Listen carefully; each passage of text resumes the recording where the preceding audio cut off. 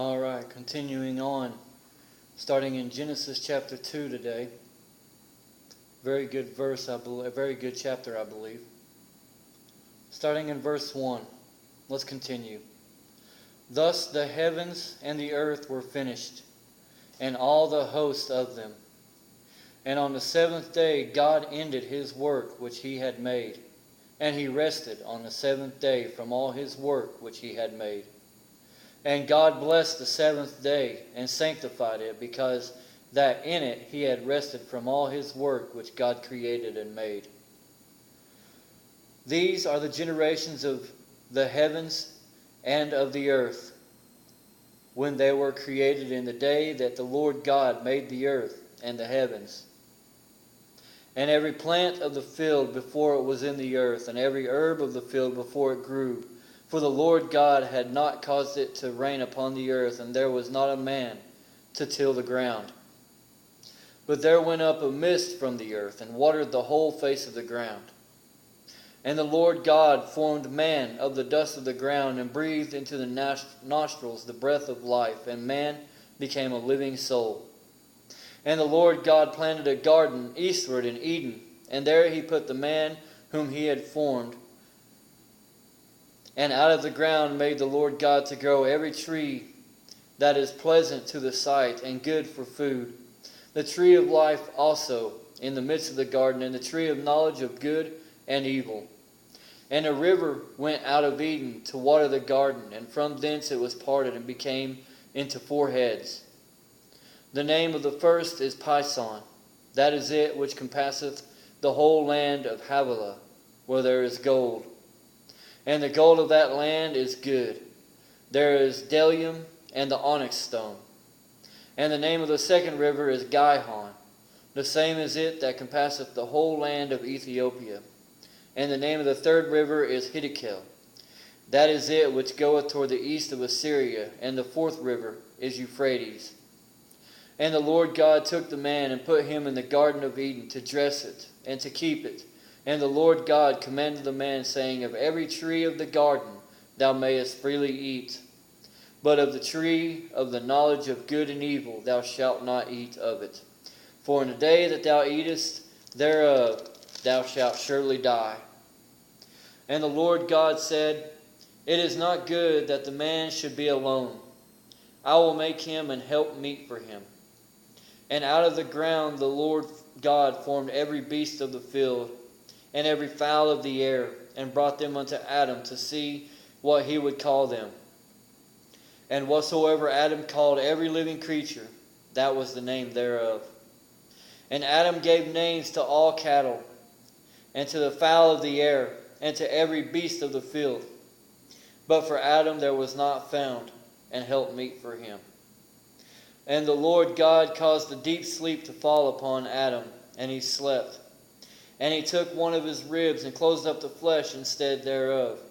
And the rib which the Lord God had taken from man made he a woman, and brought her unto the man. And Adam said, This is now bone of my bones, and flesh of my flesh. She shall be called woman, because she was taken out of man. Therefore shall a man leave his father and his mother, and shall cleave unto his wife, and they shall be one flesh. And they were both naked, the man and his wife, and were not ashamed. What an awesome chapter that is. Isn't it great how God supplies our needs, how he always gives us exactly what we need? Thank God and praise his holy name. Now, back to Matthew chapter 2. Now, when Jesus was born in Bethlehem of Judea in the days of Herod the king, behold, there came wise men from the east to Jerusalem, saying, Where is he that is born, King of the Jews? For we have seen his star in the east, and are come to worship him. When Herod the king had heard these things, he was troubled, and all Jerusalem with him. And when he had gathered all the chief priests and the scribes of the people together, he demanded of them where Christ should be born. And they said unto him, In Bethlehem of Judea, for thus it is written by the prophets, And thou, Bethlehem, in the land of Judah, art not the least among the princes of Judah, for out of thee shall come a governor. Thou shalt rule my people Israel. Then Herod, when he had privily called the wise men, inquired of them diligently what time the star appeared. And he sent them to Bethlehem, and said, Go, and search diligently for the young child, and when ye have found him, bring me word again, that I may come and worship him also. When they had heard the king, they departed. And lo, the star which they saw in the east went before them, till it came and stood over where the young child was. When they saw the star, they rejoiced with exceeding great joy. And when they were come into the house, they saw the young child with Mary, his mother, and fell down and worshipped him. And when they had opened their treasures, they presented unto him gifts, gold and frankincense and myrrh. And being warned of God in a dream that they should not return to Herod, they departed into their own country another way. And when they were departed, behold, the angel of the Lord appeared to Joseph in a dream, saying, Arise, and take the young child and his mother, and flee into Egypt, and be thou there until I bring thee word. For Herod will seek the young child to destroy him. When he arose, he took the young child and his mother by night, and departed into Egypt, and was there until the death of Herod, that it might be fulfilled which was spoken of the Lord by the prophet, saying, Out of Egypt have I called my son.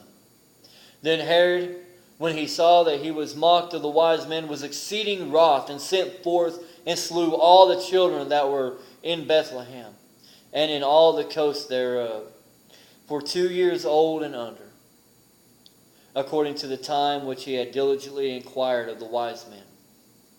Then was fulfilled that which was spoken by Jeremy the prophet, saying, In Ramah was there a voice heard, lamentation, and weeping, and great mourning, Rachel weeping for her children, and would not be comforted, because they are not. But when Herod was dead, behold, an angel of the Lord appeareth in a dream to Joseph in Egypt, saying, Arise, and take the young child and his mother, and go into the land of Israel, for they are dead which sought the young child's life. And he arose and took the young child and his mother, and came into the land of Israel. But when he heard that Archelaus did reign in Judea, in the room of his father Herod, he was afraid to go thither. Notwithstanding, being warned of God in a dream, he turned aside into the parts of Galilee.